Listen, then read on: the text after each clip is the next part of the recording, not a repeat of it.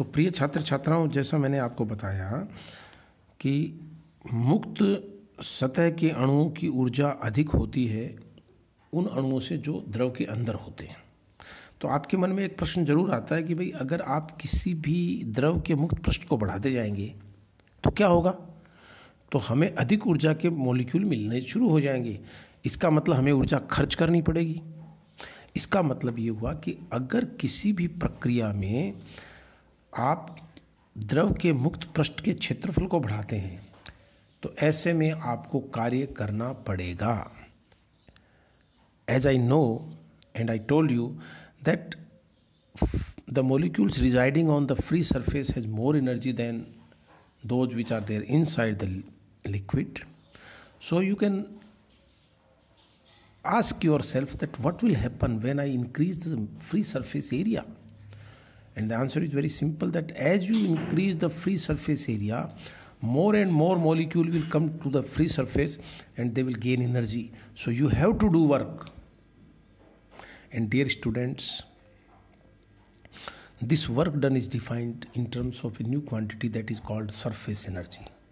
So surface energy in a nutshell is very simple to define. Energy, excess energy of the molecules which are there on the free surface. That's all. मुक्त सतह पर स्थित अणुओं की जो अतिरिक्त ऊर्जा है वही सरफेस एनर्जी या सतही ऊर्जा है।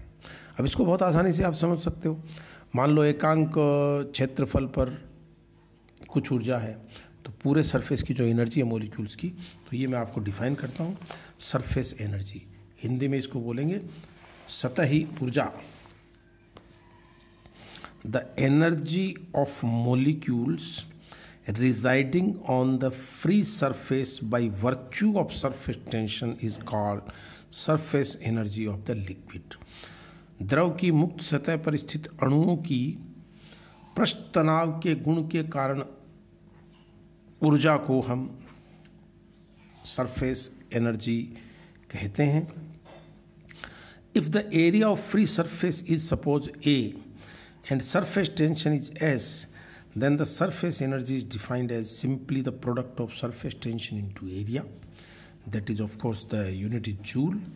And if there is any change in the free surface area, say delta A, then the change in surface energy is written as S into delta A.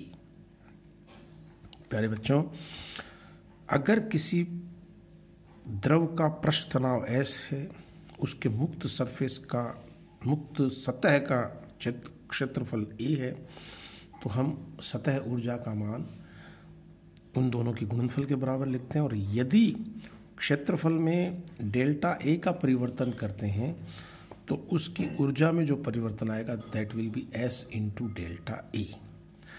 अब आप देखिए कि जैसे एक बड़ी बूंद है मान लो पानी की, और वो छोटी छोटी बूंदों में विभक्त होती है, तो हम ये देखेंगे अगले पेज पे कि क्या उसके क्षेत्रफल में कोई परिवर्तन आया। क्षेत्रफल में परिवर्तन आएगा तो कार्य होगा। अब मान लीजिए जैसे कोई बच्चा ये पूछेगा मुझसे कि साहब एक बूंद जब कई बूंदों में विभक्त होगी तो क्षेत्रफल बढ़ने की बजाय मान लो घट जाता तो क्या होता।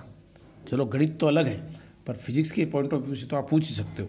गणित तो ये कहेगी कि वो बढ़ेगा, लेकिन मान लो आपका तो घट गया, तो कोई घबराने की आवश्यकता नहीं है। अगर घट गया इसका मतलब सरफेस एनर्जी कम होगी तो कहीं ना कहीं रिलीज होगी। तो ये कॉन्सेप्ट है। अगर आप मान लो जैसे आपने बाहर से कोई काम नहीं किया और सरफेस एनर्जी बढ़ गई तो कहाँ से आएगी? अणुओं की आंतरिक ऊर्जा से तो आएगी।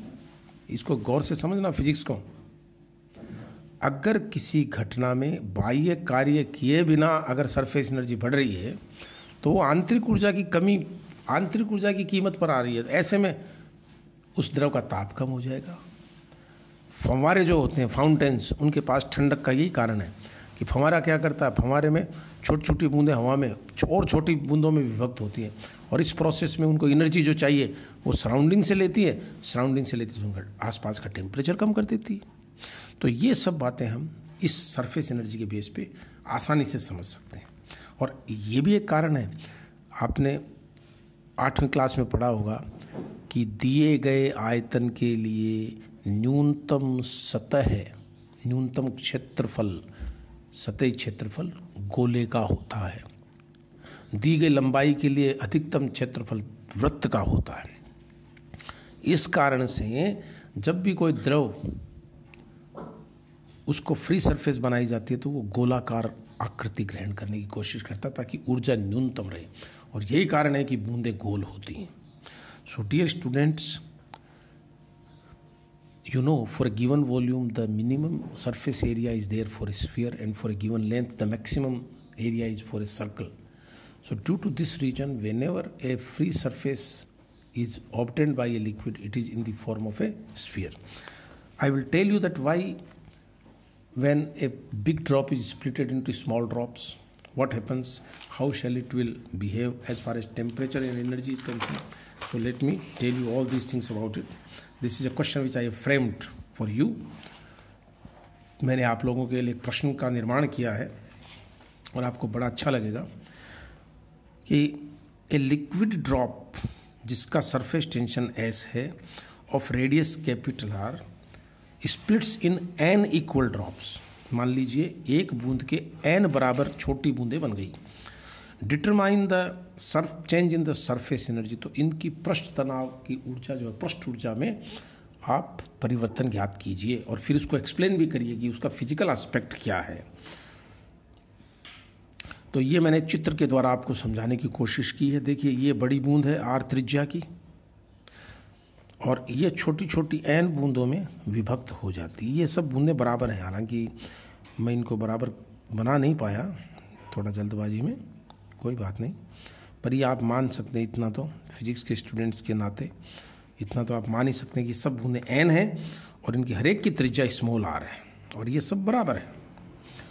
तो देखो एक बूंद जब कई बूंदों में विभक्त होगी तो एक चीज़ कभी नहीं बदलेगी, वो है कुल पदार्थ का आयतन, पदार्थ का कुल आयतन। The total volume of the liquid will remain the same. So volume of the big drop is equal to volume of n drops. So this will give me a formula for the radius of the small drop. छोटी बूंद की त्रिज्या R/n की power 1/3 होगी। अब इसकी जो initial energy है वो कितनी है, U इनिशियल बराबर है 4πr², क्योंकि इसका क्षेत्रफल कितना था 4πr² इंटू S, ये हमारे फॉर्मूले के हिसाब से प्रारंभिक ऊर्जा होगी इनिशियल एनर्जी UI, और U फाइनल कितनी होगी इन n की, एक बूंद की ऊर्जा गुणा n, energy of one drop multiplied by their number n। So आप देखिए 4πr² S into n to the power 1/3 हो जाएगी। मैं जैसे ही r की वैल्यू रखूँगा ना, स्मॉल r की वैल्यू यहाँ, तो कैपिटल R की फॉर्म में ये फाइनल हो गई। अब देखो ये 4πr² S है और ये 4πr² S के मल्टीप्लिकेशन में n की पावर 1/3। तो जिनको थोड़ी सी गणित आती है वो जानते हैं, all those who are having a little knowledge of mathematics, that for any value n which is an integer of course 1 2 3 4 5, rather it will be more than 1, so it will be a quantity greater than 1। ये संख्या एक से बड़ी होगी तो UF is greater than UI। ये देखो तो दोनों, इसका मतलब ऊर्जा में कितनी वृद्धि हुई, UF माइनस UI, ये फॉर्मूला आ गया n की power 1/3 minus 1 into 4πr² S। अब अगर मैं,